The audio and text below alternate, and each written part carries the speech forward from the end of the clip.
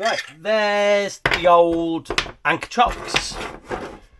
Let's pop them on these little things. And the problem I had, if you remember from the last video, let's get some space here, was that these because they're closed at the edges here, they have to be quite wide apart. In fact, they're so wide I can't even get everything on the desk here, let alone the deck of the boat.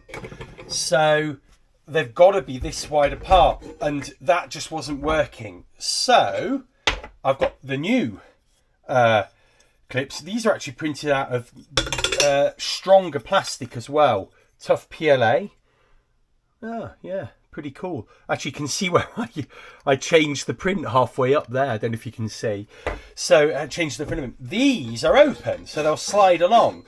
If we need these a bit further apart, then what I'm going to do is I'm just going to print extra plastic until we get them in the right spot. And we'll just have to widen these little chocks as well. Here's my little Bowsprit holder pole. Let's imagine the bow of the boat is right here. So those go like that, look. You can imagine the bow of the boat like that. And then when I was at the boat, I marked off a distance there. So these are going to go sort of here. Gosh, everything's so much bigger on the boat, isn't it? So they're going to kind of go like that. And then what we're going to do is we're going to get a piece of wood. And I'm going to drill through that piece of wood. And then attach this through it. And then we'll have that piece of wood a certain length. And then, we're just going to epoxy over it to give it some strength, And we'll see how we go with that. Let's go over to my little workshop and let's get all these poles cut to length. Just a word of note, I've got some brand new lights put in here. I got these given to me for free, 240 volt LEDs. But they are like super, super bright. Look at this. It's amazing. So hopefully for these videos, we'll be able to see things a little bit better from now on. So here's the pole. Now, I need to cut that. There we go. That's made light work of that.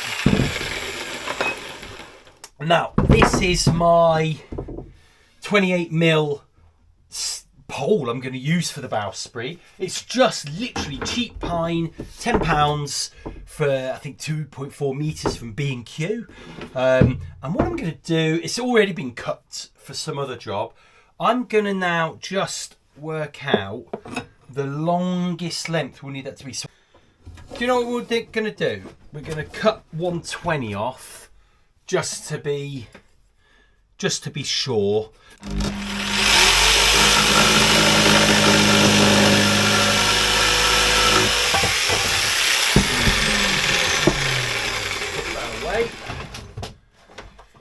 So we're going to drill this hole through the wood.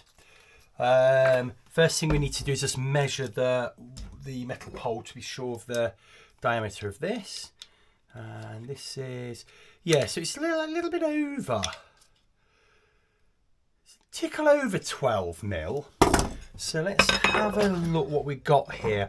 I got a 12mm or a 13mm bit. That's a hefty old bit, isn't it? So perhaps we'll do a little pilot hole first, just to make sure. There we go. Hey!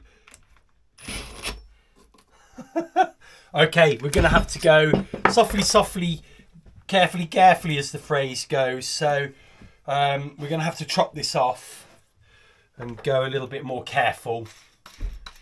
Another good reason to cut the pole a little bit bigger than you need.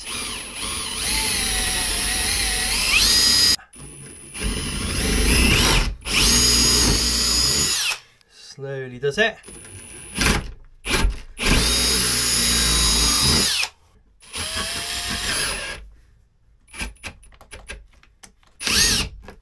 Oh, it's very, very difficult to do this.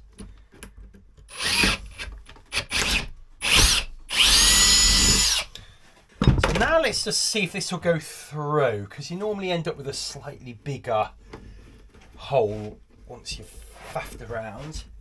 That will probably go through, but I'm going to give it a little bit more help by just opening this out a bit.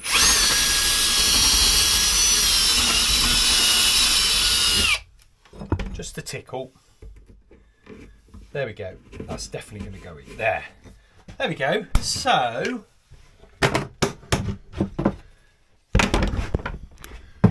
there's the makings of our pole.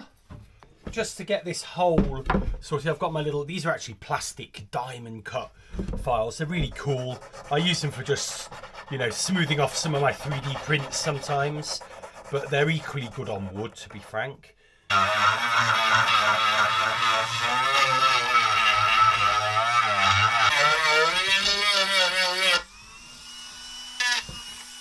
There we go. So that's just given a nice sort of softer top to it.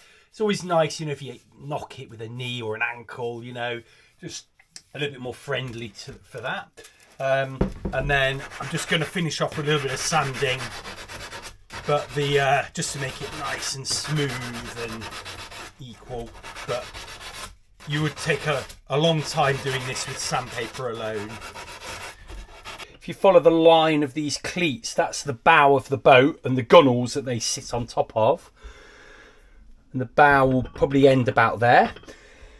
And then these will click into here. And I've purposely done these cleats a little bit... well, actually it was by accident. These cleats are a little bit tough. I think we might have to reprint these. They're a little bit too close. I thought originally it'd be nice that they sort of clicked in there, but I don't think I'm going to be able to pull them out. But we can always test that again. But they do sort of click in, and I like the way that they're probably not going to lift out of those cleats. But once they're pushed forward, they shouldn't lift out anyway. So we may reprint them. I don't know. You can get them out like that at the moment, but obviously we can't move them on when they're on the boat. So the trick now will be to get this epoxied and set nice and straight. So I'm going to now just get that marked in there. Now we're going to start the epoxying. You might have noticed I've just got an old thicker mixer here. Actually the spatulas are too weak to mix this, it's so thick. So there we go.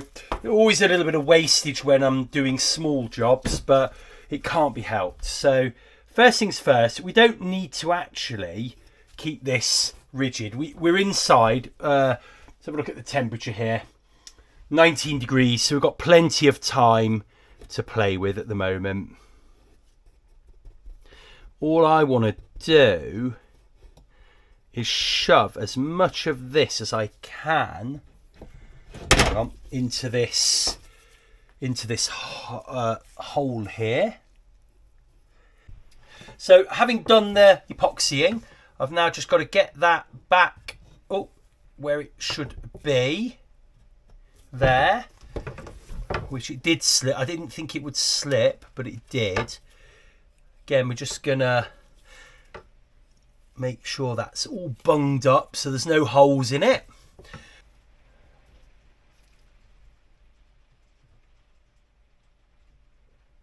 Going to use that pencil to wedge that, and that looks pretty damn straight to me. The pole itself's got a slight kink in it, which is annoying, but you know, that should be fine. We can worry about that when we come to it. So we're going to let that go off. Well, 2 to 3 hours later, this it's a little bit malleable, but it's pretty well set. That's not going to move if we're careful. So I'm going to mix up some epoxy and we're going to pour it in this little bit here and fill that up.